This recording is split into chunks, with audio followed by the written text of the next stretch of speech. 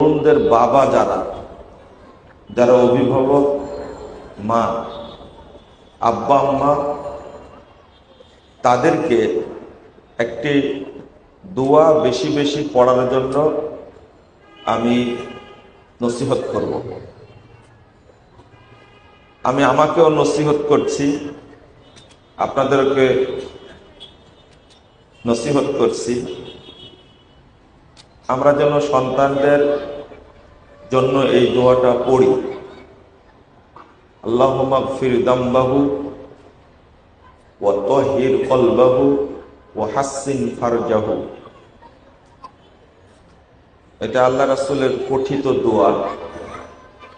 আল্লাহ যেন তার পাপ মাফ করে দেন এবং তার অন্তরকে যেন পবিত্র করে দেন এবং তার লজ্জাস্থানকে হেফাজত করেন।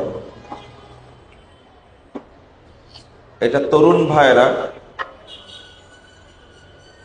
যুবক যুবতী যারা আছেন, বর্তমান যুগে এই দোয়াটি বেশি বেশি পড়া উচিত, যেন আল্লাহ রাব্বুল আলামিন তাদেরকে যাবতীয় অন্যায়, পাপাচার এবং পাপ থেকে আল্লাহ যেন হেফাজত করেন।